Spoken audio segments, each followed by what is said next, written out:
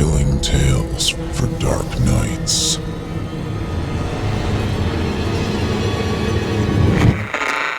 Want to make sure you never miss a Chilling Tales for Dark Nights video again? Be sure to subscribe and hit that bell to turn on notifications. It's time to turn off the lights and turn on the dark. Chilling tales for dark nights.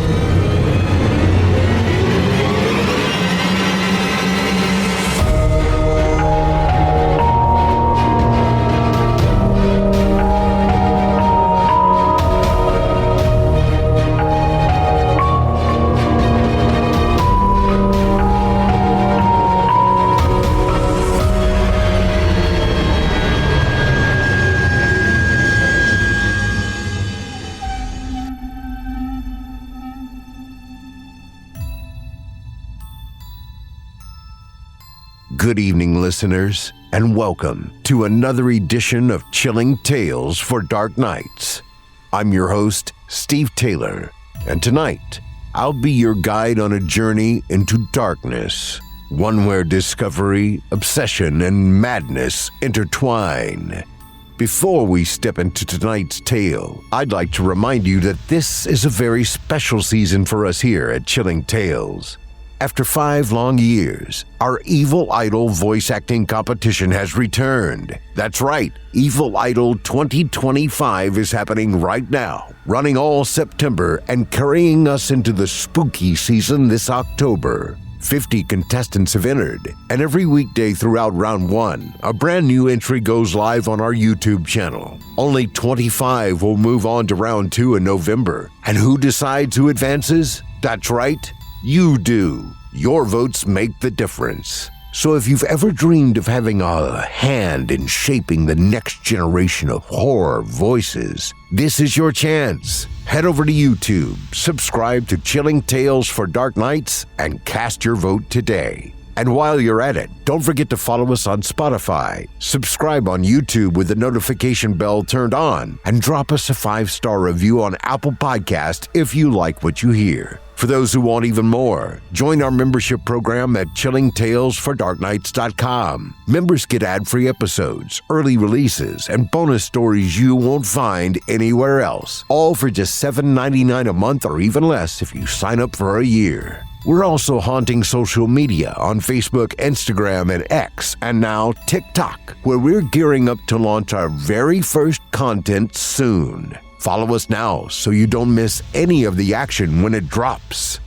Now then, let's dim the lights, settle in, and prepare ourselves for tonight's tale. Tonight's feature comes to us courtesy of our friends at Velox Books, from the twisted imagination of Canadian author J.G. Martin. The story you're about to hear is included in his new collection, Crooked Antlers, a collection of short horror stories now available on Amazon.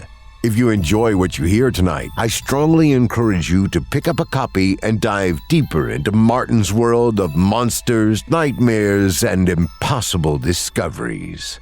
Our story, The Island, will be performed for you this evening by Malcolm Blackwood, host and narrator of our sister show, Scary Stories Told in the Dark. If you haven't yet checked out that program, now in its 18th season, you're missing out. You can also hear Malcolm in season 16 and 17, where he performed alongside our legendary Otis Gyrie. And of course, this season, he takes center stage. We'll tell you more about the book and about J.G. Martin himself after the story. But for now, steel yourself. What begins as an expedition of discovery soon descends into madness, where laughter in the dark is never just the wind. And so, from author J.G. Martin and courtesy of Velox Books, I present to you The Island. Last month, my team responded to an SOS in the Southern Pacific. When we arrived, we were unable to locate any of the stricken individuals. All we found were 2 curious items in a local cave system, a journal and an audio recorder, both of which were owned by an archaeologist named Albert Vess. The contents of the journal are disturbing, but perhaps worse still is the audio. Since reading the journal and listening to the audio, I've been feeling strange, unwell. My mind feels like mush, and my moods have been erratic. No medication has helped. My doctor thinks I just need some rest, but I'm not sure. It's hard to describe. I don't know why, but I feel like the island has something to do with it. I feel like the journal does. I've transcribed it below, but be warned, it's an uncomfortable read.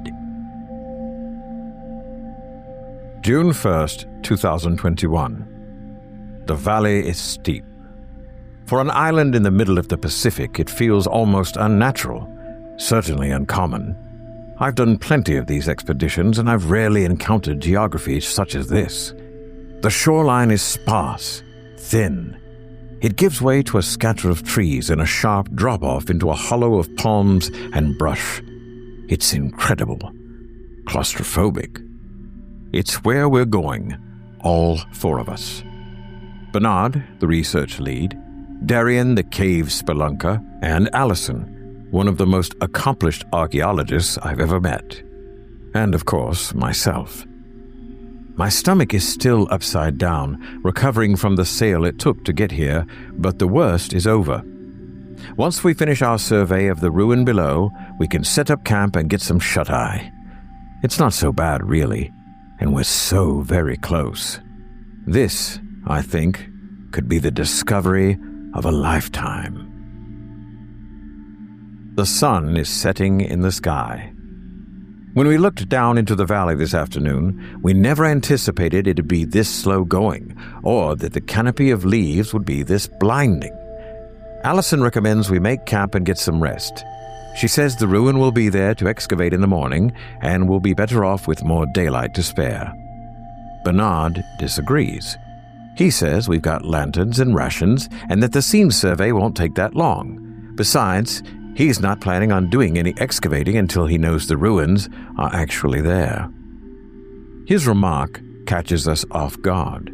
I remind him that there are already aerial photos of the ruin, that there's no need to prove it's actually there because we can see that it is.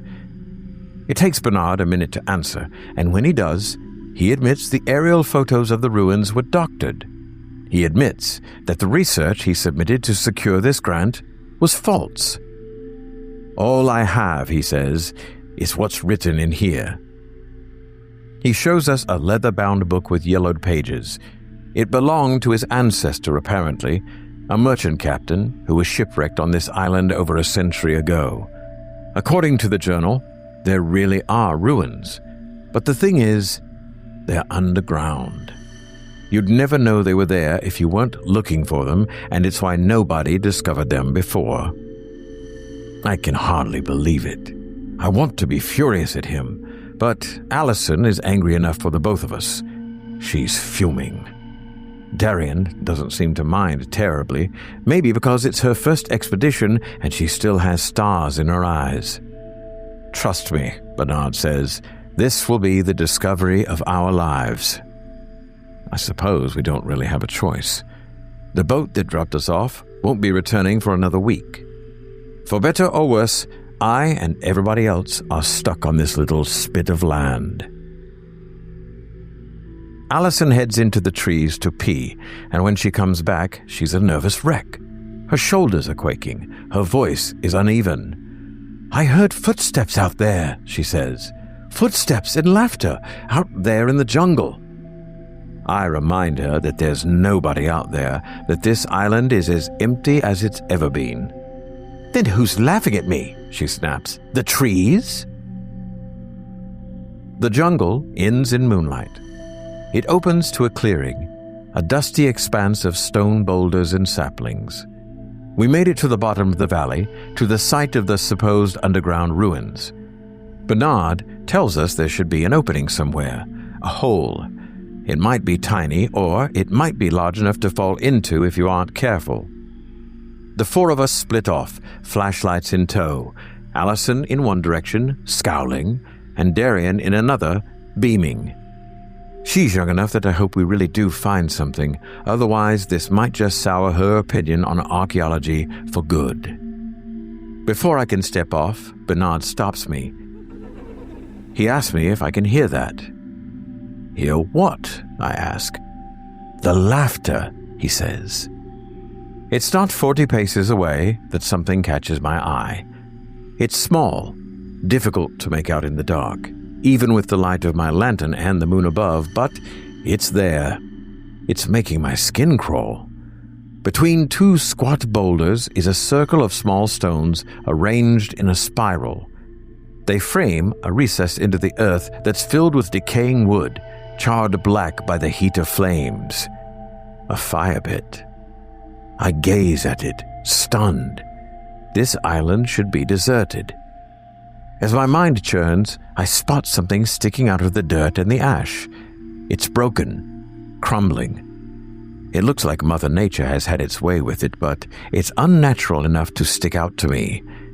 It isn't wood. It isn't stone. It's strange. I bend low, digging into the mess, hoping the debris above has managed to preserve what lies beneath. A moment later, and I know that it has. My hands pull something free, something that's decomposed into 3 pieces. Something familiar. A fractured human skull. It's odd, but I stare at the skull for a long while. There's something about it that I can't quite put my finger on, but it's fascinating to me. I feel almost entranced by it. Before I can properly process my find, I hear screaming, shouting. I hear Bernard, Allison, and Darian all calling my name. They're shrieking for me into the night, telling me the good news. They've found the ruin. When I reach them, they surround a hole in the earth the size of a basketball. Bernard's lantern is sitting next to it. He's explaining in an excited tone how he nearly fell into the damn thing. He's explaining how he knew it would be here and how he never once had any doubt. I'm trying to tell them, about the fire pit. I'm trying to tell them about the human skull split into 3 pieces. What does it matter, Darian asks, if somebody died here? That was probably 100 years ago. She's already getting herself ready for her first big find. She's tying a length of rope to a nearby boulder to serve as an anchor point. Bernard's strapping a headlamp to her helmet.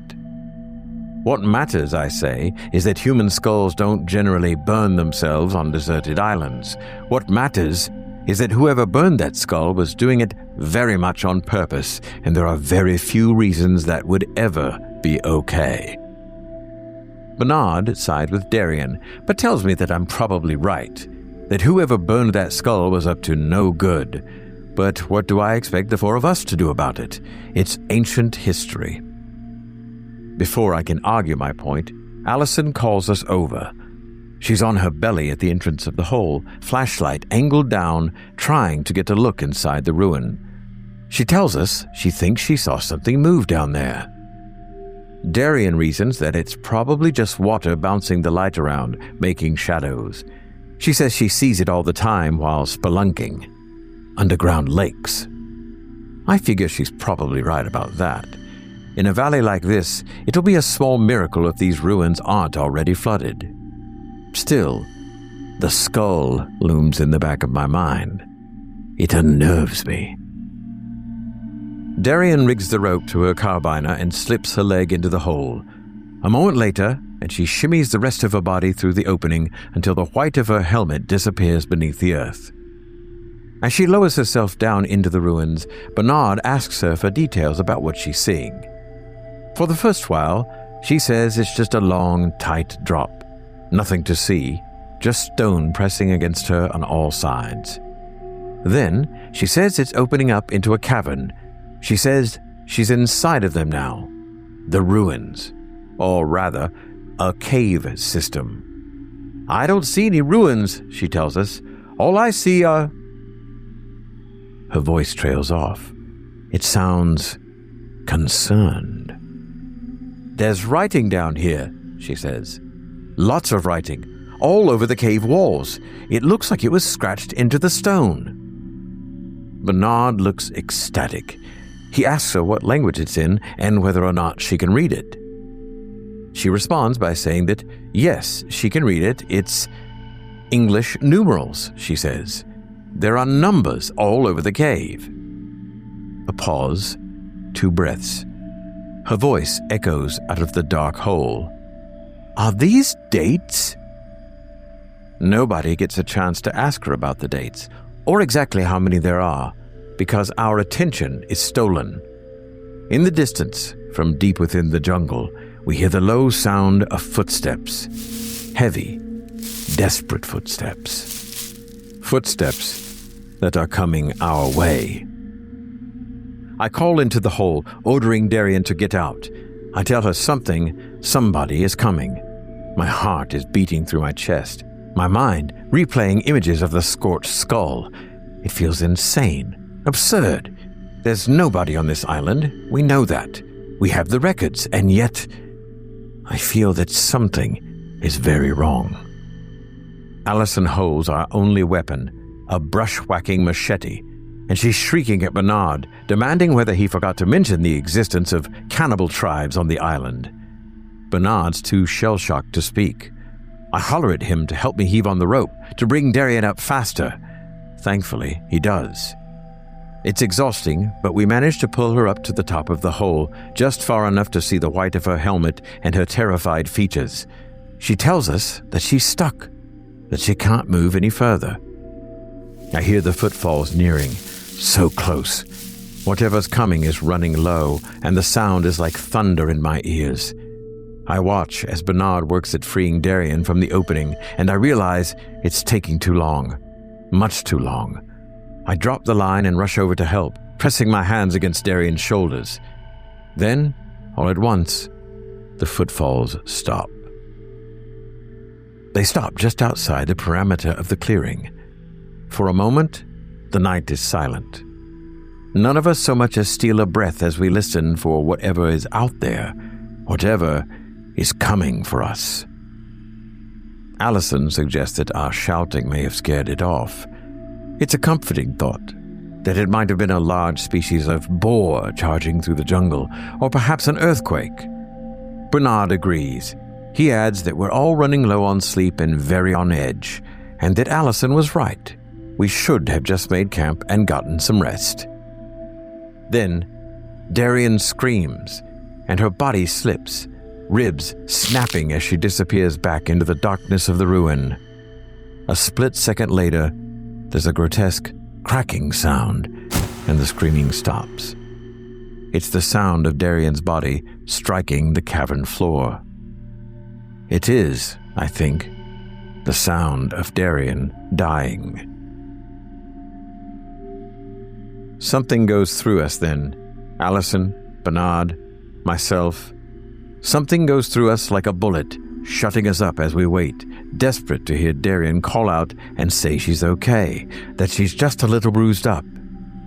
I call out to her, desperate, horrified. Allison appears at my side and hushes me with a finger. She glares at me, narrowing her eyes at me like all of this entire disaster is somehow my fault.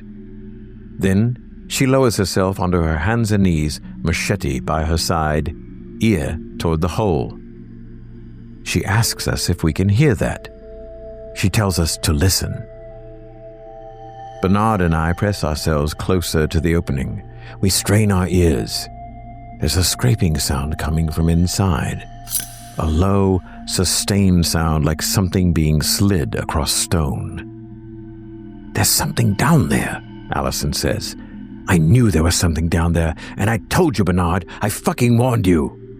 She erupts, lunging at Bernard like a maelstrom, scratching, punching, hurting him as much as she can. He curls up, but he doesn't try to fight back. He doesn't try to flee. He sits there trembling, I think, because he hears the same thing that Allison and I do, down there in the cavern. He hears the sound of Darian's body being dragged away. We put it to a vote. Out of the three of us, only Bernard wants to go back down into the hole looking for Darian. Only Bernard wants to face the nightmare he dragged us into. Allison and I, we have no idea what we're dealing with. Bernard's convinced that it's an animal, a family of bears perhaps, that are using the cavern as a sort of den. There's no other alternative, he says. What I don't say is there's always an alternative. In this case, the alternative is we're not alone on this island. In this case, the alternative is that whatever's out there doesn't want to be found. The hike back to our base camp is long, and by the time we arrive, it's raining and noon. A wall of dark gray descends toward us from across the ocean. Storm clouds. Lightning flashes on the horizon, followed by rolling cracks of thunder. The sea laps and churns.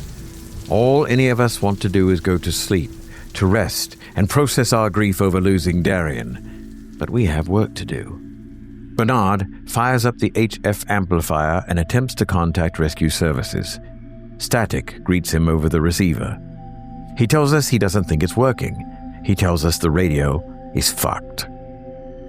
Allison tries her hand at it, and thank God she does because she gets the thing running again.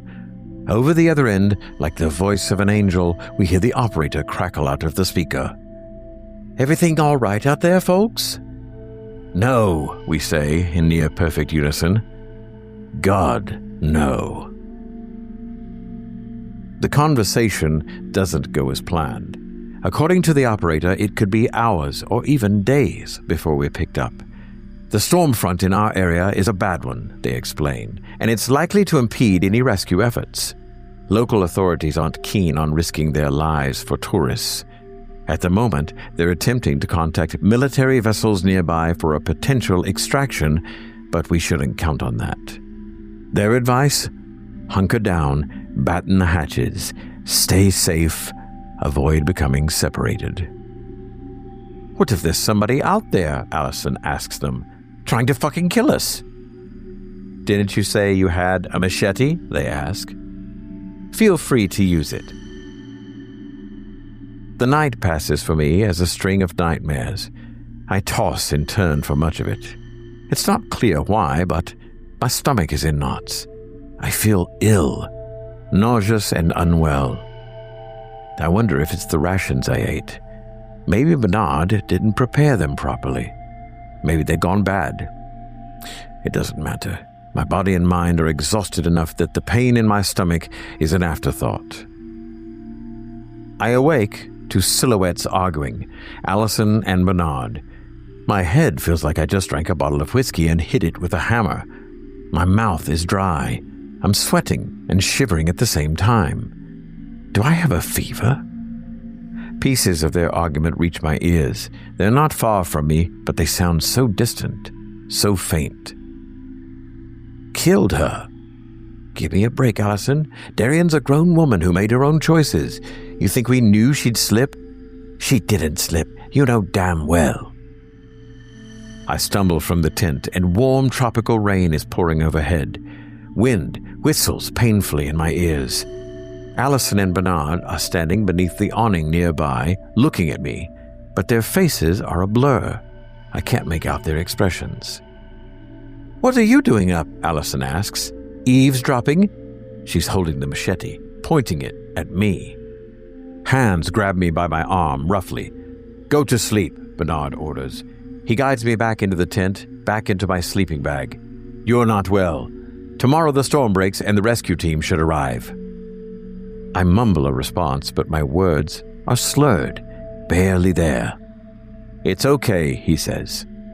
Nothing about this is okay. I spend the night in and out of sleep, my mind swimming. My body feels feverish, alternating between flashes of panting heat and frigid chills. My dreams are of Allison. In them, she's calling out to me, begging for help. She's trapped inside a pit filled with snakes, covered head to toe in red and blue serpents.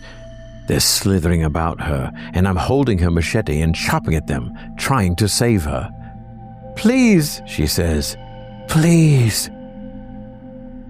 The next morning, my head is pounding. There's an awful pressure near my temples, like my brain is expanding outward and trying to split my skull in 3. I need water. I need aspirin. Why is it so quiet? I open my eyes to an empty tent.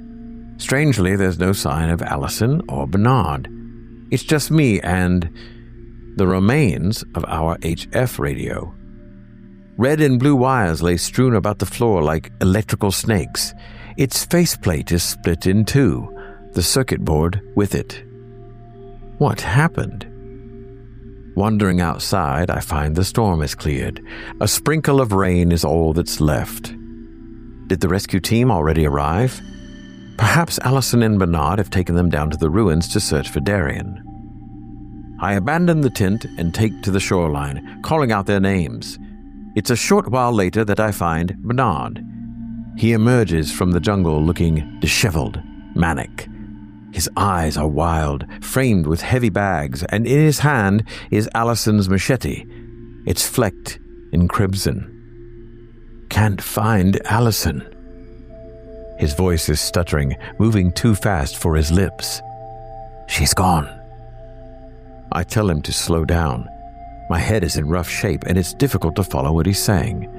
Bernard, I ask, is there blood on that machete? He shakes his head. He tells me to go back to the tent, to lie down. He says he'll keep looking for her. He says she has to be around here somewhere. She has to. As he stalks off, I think I hear him mumble a prayer, but I'm so very tired. My dreams are once more of Allison, of Darian. This time they're beckoning me to return to the ruin. They're weeping that Bernard has done this to us, that he's lost his mind. They're saying that he's trying to kill us off so that the discovery can be his and his alone. He pushed me into the hole, Darian whimpers. He drowned me on the beach, Allison cries. He's drugging you, they say in unison. Don't trust him. Don't follow him. Go back to the ruins and you'll see the truth. Do it before he cuts you into little pieces and eats you, burns your skull, and splits it in 3. I open my eyes and Bernard is fast asleep. The machete is tucked securely in his arms. As quietly as I can, I leave the tent and make for the ruins. It's partway through the jungle that the footsteps sound behind me. They're pounding the dirt, moving through the brush like a hurricane. Is it Bernard? I can't tell. My head is aching and my body is exhausted, but despite it all, I press forward at a sprint. I press forward toward the valley below, toward the ruins. I hear laughter in the jungle. Manic, maddening laughter. It's following me, closing in. Whatever is happening on this island, I realize, begins and ends with those ruins. I must reach them. It's a small relief to see the rope still anchored to the stone. I quickly toss Darian's line into the entrance of the cavern and squeeze myself through the opening. My palms burn, splitting open in warm blood as they halt my descent. Before I can make it to the bottom, something snaps from above and my rope gives way. I fall, a short and painful distance, with the rest of my rope tumbling down around me. Looking up, I expect to see Bernard standing at the small moonlit entrance. Instead, it's just empty sky. "Bernard?" I shout. There's no response. Flicking on my headlamp, I take a look around the cavern. The light reveals a tight cave structure, one splitting off into 3 separate tunnels. And carved into the walls, just like Darian said, are numerals, dates. What's odd, though, what's borderline impossible, is the date the numerals list. October 20, 1972. My birthday. It's everywhere.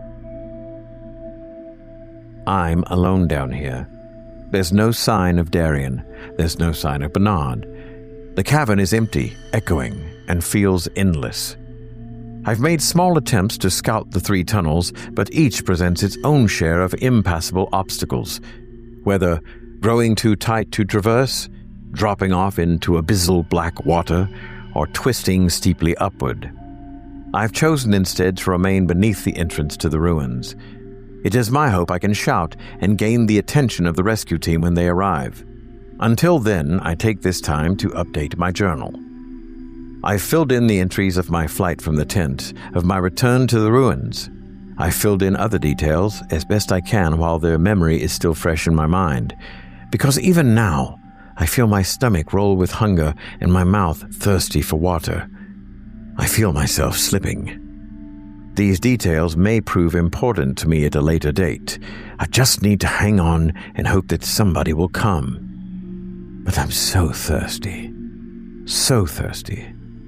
Perhaps just a sip from the lake. Only a taste. Just to wet my lips.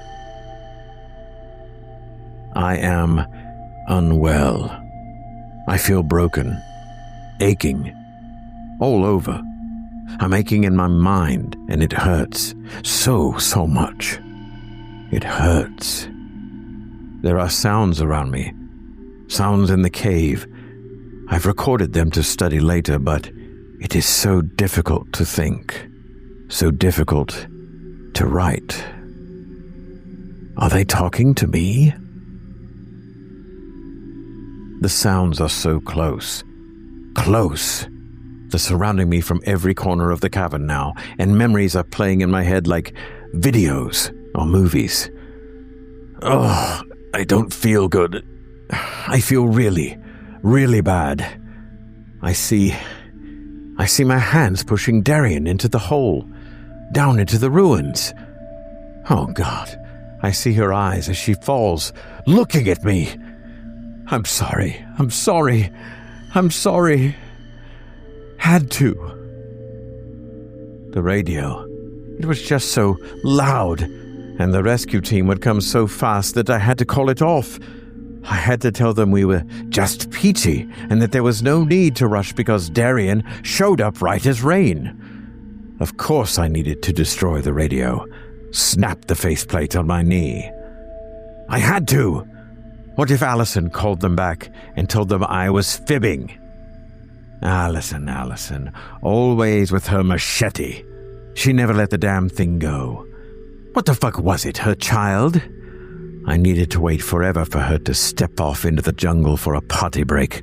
But once she did, I gutted her, 'cause she was gonna ruin it all.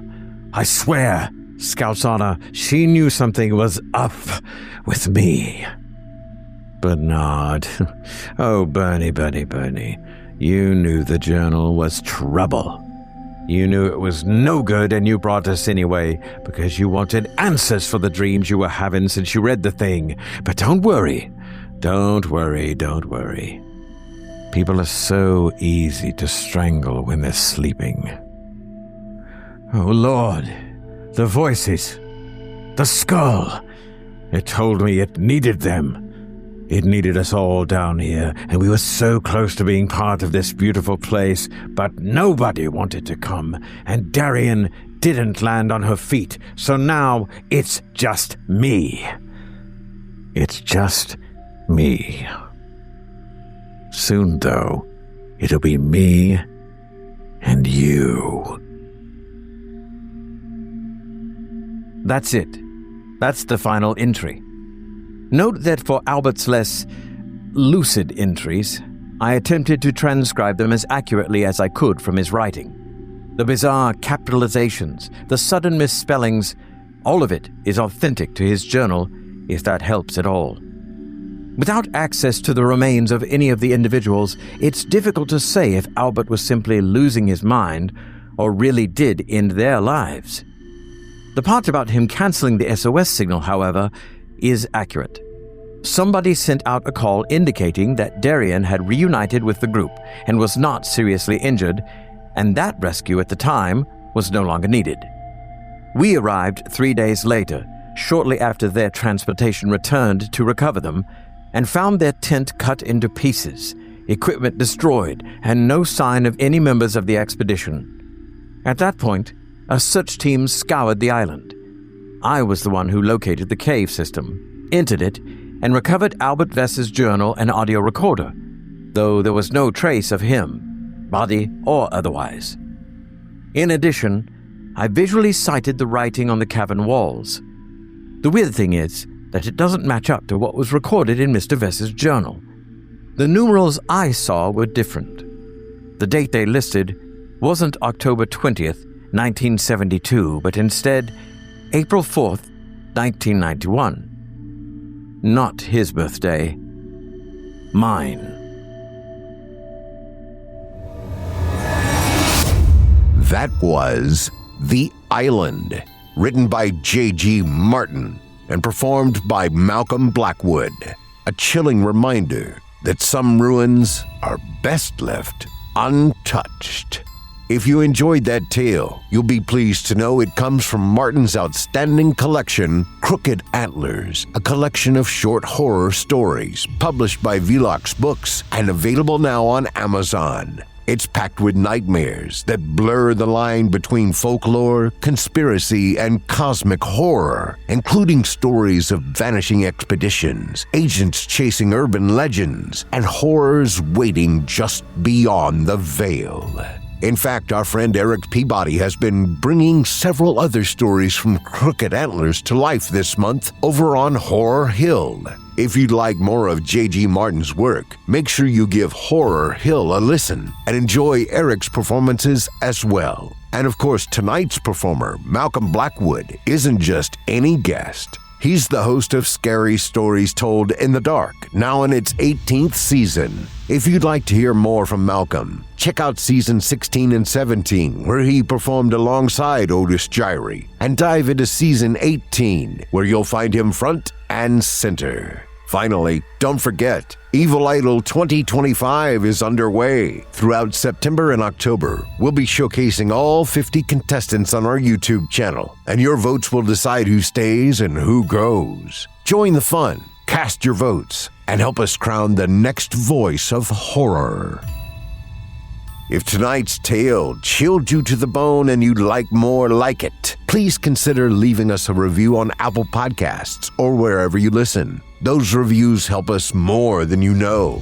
Be sure you're subscribed to our YouTube channel, Chilling Tales for Dark Nights. Not only will you catch our weekly episodes there, but you'll also find every Evil Idol 2025 entry as they go live. Comment, vote, and become part of the action. Every voice matters, especially yours. And if you'd like to support us further, head over to chillingtalesfordarknights.com and become a member. For just $7.99 a month or less with an annual plan, you'll get ad-free episodes, early access, and exclusive bonus content. We're also active on Facebook, Instagram, and X, and now TikTok, where we'll soon be unveiling brand new content. Make sure you follow us there today so you're first in line when it goes live.